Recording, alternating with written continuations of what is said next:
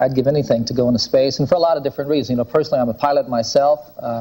I've been a science fiction buff since I was a kid. I'd love to do that. Nearly 3 decades after an experimental plane folded into the Pacific, the voice that once painted America's wide-open skies is tangled in a story far messier than the campfire ballads we still sing.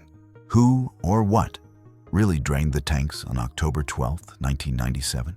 Stick around, because by the end, you'll be weighing cold engineering against warm human frailty and wondering whether Denver's last descent began long before he left the runway. He entered the world as Henry John Deutschendorf Jr.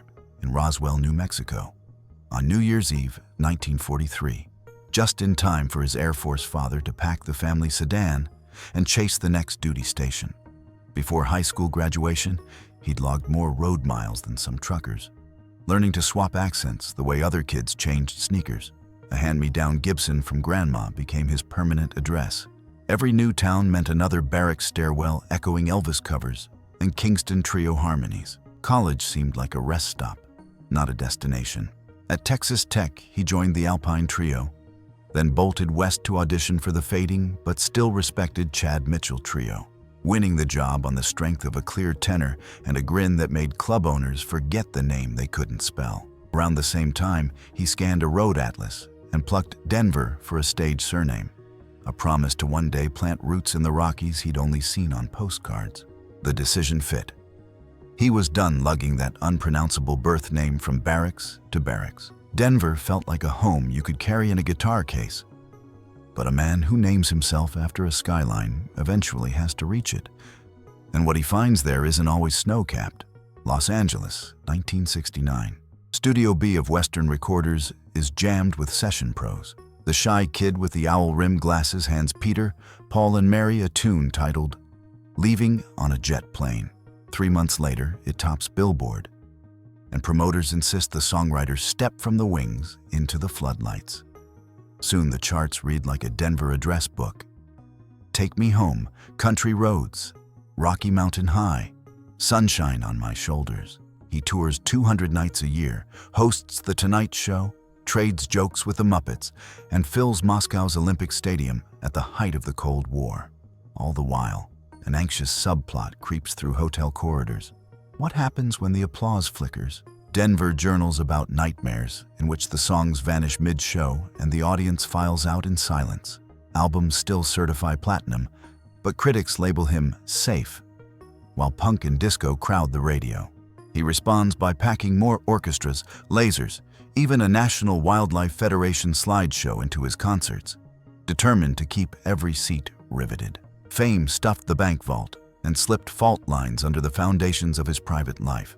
Annie Martell, the Minnesota sweetheart he married before the hits, had inspired Annie's song in 10 breathless minutes on an Aspen chairlift. By 1982, the couple were chiseling assets with lawyers. Denver literalized the split by chainsawing their king-size bed in 2. Friends called it gallows humor. Tabloids called it a meltdown.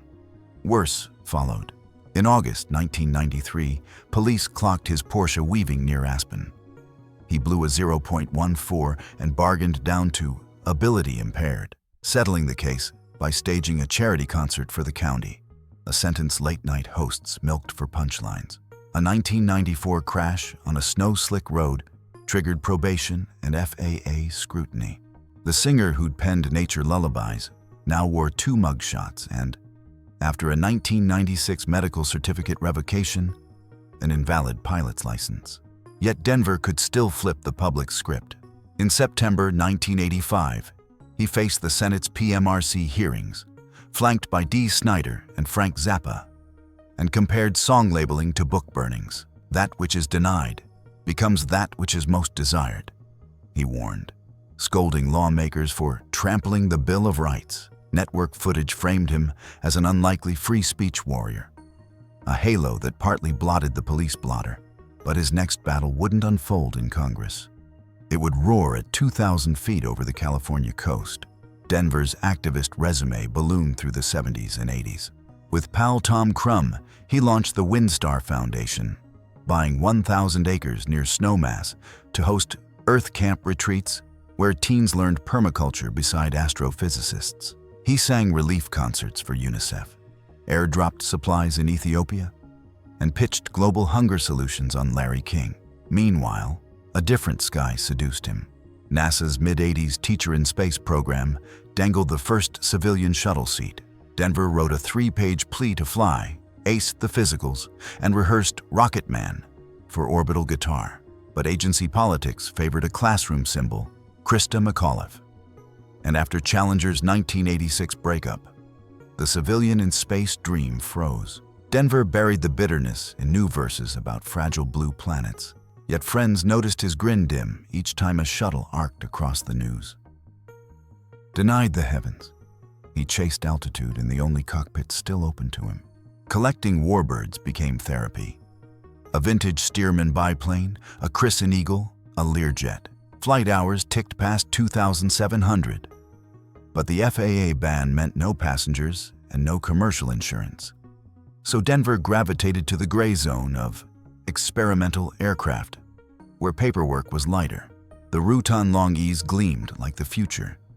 Canard nose, rear prop, starfighter silhouette, yet its home-built pedigree hid quirks.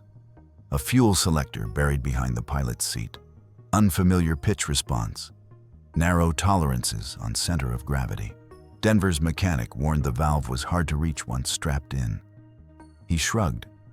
Practice would make it muscle memory, he insisted. And in September 1997, he logged 10 solo hours in the borrowed craft. On October 12th, he rented a demo Long-E's from a flight club at Monterey's airport, eager to buy. A post-maintenance note in the logbook flagged a misrigged fuel gauge. Denver initialed it and climbed aboard. 8 minutes later, Monterey Tower lost him off radar. 8 minutes over Monterey. 1327 PDT. Takeoff clearance granted. Denver performs 2 touch-and-go landings, banking sharply to wave at shoreline picnickers. 1333. A witness spots the Long-EZ climbing steeply, engine sputtering like a lawnmower on fumes. The craft yaws right, one wing drops. At 500 feet, the nose pitches down. No radio distress call. Impact drives the composite fuselage 6 feet into kelp-choked water.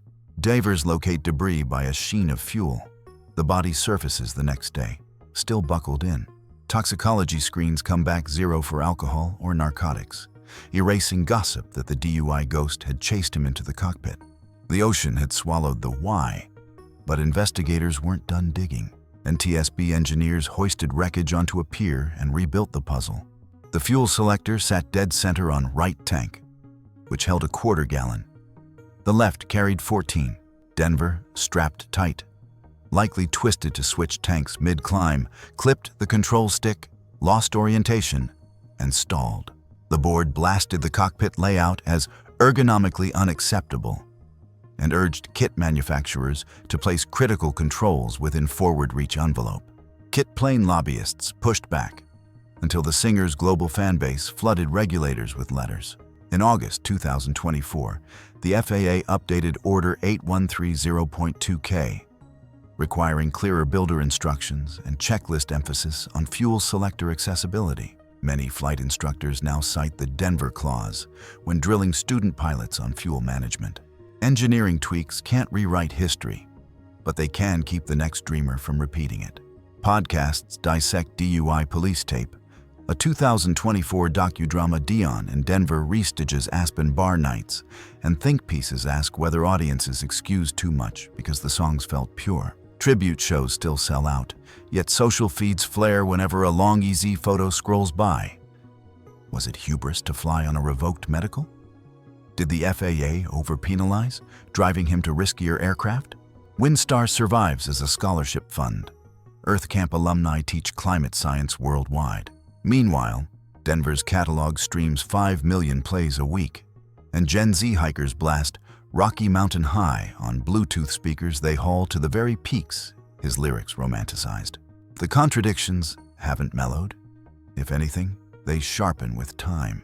John Denver was the eco-poet who torched carbon at 10,000 feet, the gentle optimist who revved a chainsaw through heartbreak, the teetotaler pilot grounded for wine.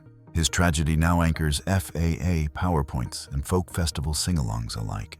Which brings us back to that final, unanswerable riddle. So was October 12, 1997. The inevitable landing of a restless soul, the preventable glitch of a flawed machine, or simply the day two risks, human and mechanical, finally intersected at the wrong altitude. Whatever verdict you lean toward, remember, inspiration can lift you above the clouds, but it can also whisper that checklists are optional. Drop your take in the comments, tap subscribe, and if you ever chase a Rocky Mountain high of your own, start with a careful walk around.